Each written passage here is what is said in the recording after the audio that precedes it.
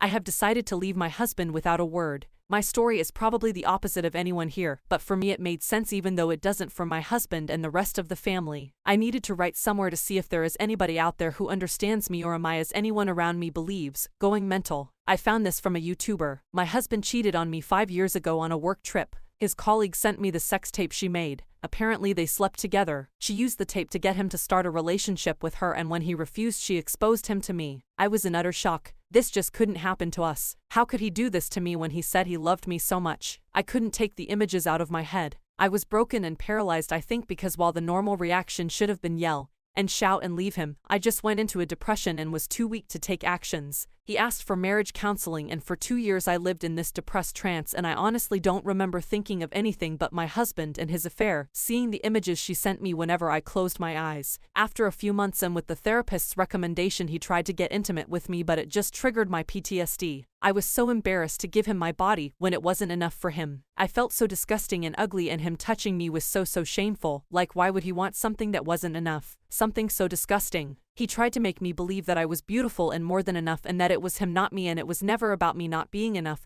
But for me it was all lies and a bunch of gibberish. I knew for a fact I was disgusting, and I had proof: my husband's cheating. After 2 years things were getting brighter. The nightmares and images started fading, and individual and couples therapy did miracles. I started to love myself again, and sometimes it went days without thinking of my husband's affair. We started having sex again after 3 years, and while the image of him with her was always there, I thought that I just had to live with it. Here is where I might be weird. Now, 5 years later, I'm fully happy, feel that I have gained back the control over my life, and I put that whole ordeal behind me. At the same time now, I feel that my marriage is over. My husband is in total disarray. Why now when we are finally happy again? When I'm back to be my old self and finally is over what he did. I even forgave him, but I don't understand his confusion. For me now, I'm happy and strong again. I feel I want more. From myself, my life, and from the man I share my life with. I couldn't leave when I was too weak to think properly and without bias. I couldn't leave when I didn't have a free will, consumed by grief. Why can't he see that it was a healthy way of thinking, not making decisions while hurting? Am I wronged? I'm 35 now. I want to start a family. I want to start this family with someone who would never have done this to me. Doesn't this make sense?